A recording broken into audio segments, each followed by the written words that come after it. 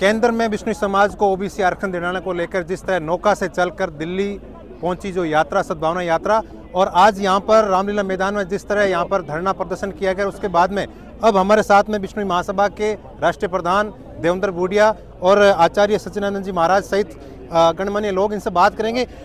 Sir, किस तरह की पूरे दिन वार्ताएं चली, किन किन लोगों से वार्ता हुई, और अब जो धरना प्रदर्शन था वो आखिरी किस नतीजे पर पहुंचा है? ऐसा है कि वार्ता हमारी आज होनी थी, तो किसी कारणवश जयपुर के अंदर प्रधानमंत्री और अमित शाह गृह मंत्री की मीटिंगें चल रही है डीजी लेवल की। तो सुबह से हमारी गजेंद्र सिंह शेखावत, जसवंत सिंह और कुलदीप बिश्नोई से उनकी बात चल रही थी। चलते चलते अभी गजेंद्र सिंह जी का फ़ोन आया कि मैंने प्रधानमंत्री जी को और होम मिनिस्टर को दोनों को मैंने ब्रीफ कर दिया है, और उन्होंने कहा है कि हम कल शाम तक जयपुर है, इसलिए उनको कहो कि उनका डेलीगेट से हम ले लेंगे, और मैंने उनको ब्रीफ किया उनकी हेल्प करें, उनकी आवाज़ी मांग को मानेंगे। क्या लगता है कि जो बिश्नोई समाज की जो मांग है उसको नरेंद्र मोदी और अमित शाह तक पहुंचा दी गई है गजेंद्र शेखावत के द्वारा? एक कैबिनेट मंत्री ऑन स्पीकर लाइव बात करता है, और वो भी उस मंत्रिमंडल का जिसमें प्रधानमंत्री नरेंद्र मोदी हो, क्या सच्चाई में कोई डाउट कर सकता है क्या कोई? वो हमें 100% विश्वास है, और कैबिनेट मंत्री उन पे भरोसा नहीं करें तो अपन लेंगे किससे? देने वाले वही है। यहाँ पर जितने भी लोग थे सबके सामने आपने ऑन स्पीकर बात करवाई है, किन किन से बात हुई है? बात हमारी सबसे पहले तो गजेंद्र सिंह जी से हुई, और मैंने उनको कहा sir I want on speaker talk your, क्योंकि मैं समाज के साथ कोई भी संशय या ऐसा नहीं रखना चाहता कि भाई इन्होंने अकेले ने बात कर ली है, मेरा पारदर्शिता है। उन्होंने कहा नो डाउट, आप फ़ोन लगाइए, स्पीकर पे मैं बात करता हूँ, और सारी जनता ने सुना, आप इनसे पूछ लीजिए। उसके बाद में कुलदीप जी से और जसवंत सिंह जी से बात कराई, और फिर हमारा डेलीगेट तैयार होगा 11 आदमियों का या जो भी 21 का। हम चाहेंगे कि ज़्यादा से ज़्यादा हो, बट वो कितना कहते हैं उसके हिसाब से मिलेंगे और आगे बढ़ेंगे, और हमें मिलेगा, इसमें कोई दो राय नहीं है। सर, एक सवाल है जो पूछना बहुत ज़रूरी है।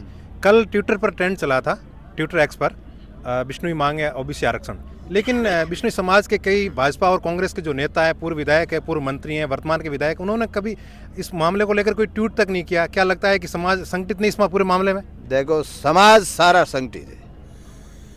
जितने भी राजनीतिक नेता थे उन सबको हमने कह दिया था कि आप कोई कमेंट्स नहीं कर सकोगे, जनता लड़ेगी, आप आगे बात करो ऊपर। इसलिए हमारा जो राजनीतिक संगठन है बहुत बढ़िया संगठन है। हम लोग कोई उनको कह देते तो कोई कमेंट्स नहीं करते। वो समाज बड़ा है, समाज का आदेश था कि आप कोई कमेंट्स नहीं कर सकोगे, हम संघर्ष करेंगे, और आज ये सफल हुआ है। अब वो सुबह वो बधाई दे देंगे। हमारे साथ में आचार्य जी है। आचार्य जी, आप लगातार मुकाम से चलकर दिल्ली तक पैदल पहुंचे थे, आपने प्रधान जी के साथ में आप पैदल चले थे। किस तरह का बिश्नोई समाज के युवाओं का सपोर्ट रहा, और आज का और कल का दिन किस तरह का निकला था? समाज का और समाज के हर वर्ग का भरपूर सहयोग मिला, सभी ने खूब सपोर्ट किया, और जब तक हमारी मुलाकात मोदी जी से अथवा अमित शाह जी से हो नहीं जाती है तब तक हम इसके बारे में कन्फर्म कुछ नहीं कह सकते। उनसे मुलाकात होने के बाद हम कहेंगे कि हमें क्या आश्वासन मिला है। अभी तो हमारे कैबिनेट मिनिस्टर आदरणीय शेखावत साहब से बातचीत हुई है, उन्होंने कहा कि आपकी मुलाकात करवाएंगे, और उन्होंने भी पॉजिटिव रिस्पांस दिया है। लेकिन जिस दिन वो हमें हाथ में देंगे उस दिन हमें पूरी खुशी होगी। जो एक दिवसीय धरना था, क्या लगता है कि वो समाप्त हो गया आज? हाँ, एक दिवसीय धरना, हमारा कार्यक्रम जो था वो यही था कि हम वहाँ जाकर के अपना ज्ञापन सौंपेंगे, उसके बाद में वो हमें आश्वस्त करेंगे, और आज एक दिन की अवधि यहाँ की पूरी हुई। उसके बाद में हमने इस अवधि को एक्सटेंड भी किया था, लेकिन उन्होंने कह दिया कि सारे लोगों को सर्दी में लिए बैठे हो, इससे अच्छा है कि आप उनको फ्री करें, और जो आपका डेलीगेशन है धरने का वो यहीं रुका रहे। हम दिल्ली धर्मशाला में प्रधान जी और जो भी हमारी टीम है, जब तक हम मिलेंगे नहीं तब तक यहीं रहेंगे, और उनसे पूरी वार्तालाप करने के बाद ही आएंगे। उसके बाद में उनका क्या रुझान रहता है, उसके बाद आगे की रणनीति तय करेंगे। राजू महाराज जी, आप भी लगातार यहाँ बने हुए थे, कल रात को जागरण थी।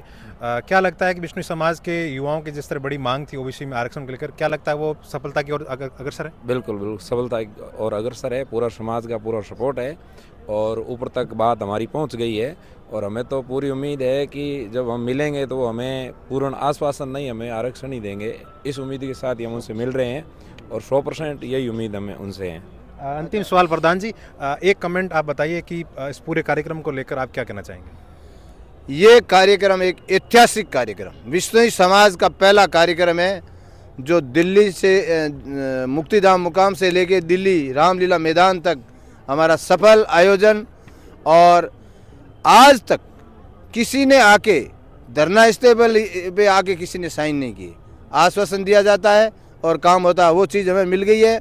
और हमारे गुरुजी ने जो बताया है, हम लोग उनसे मिले, ज्ञापन दिए बगैर यहाँ से नहीं जाएंगे, यहाँ रहेंगे। उसके बाद भी हम लोग लाइव आएंगे, पूरे समाज को बताएंगे क्या स्थिति है, क्या नहीं है, क्या नहीं, सारा कुछ समाज के साथ कभी भी अंधेरा नहीं रखा जाएगा, ये बात है। सबसे अटका यहाँ पे क्या था? जैसे कि कल रात को जागरण हुई, आज सुबह हवन और पाल हुआ, ये थोड़ा सबसे एक अनोखा पल था रामलीला मैदान के लिए। भाई ये हम 29 जो नियम है हमारे गुरु जुम्बेश्वर भगवान के, उसके आधार पे ही चलते हैं। हमारे संत तो रोज़ हवन करते हैं, शाम को जागरण देते हैं और हमें उसी से सफलता मिली है। उसी से वो लोग प्रसन्न हुए हैं कि विष्णु कितने बढ़िया आदमी है, कितना अच्छा समाज है जो हवन और यज्ञ करता है और अपनी डिमांड करता है। मैं कहता हूँ ये एक उदाहरण बनेगा।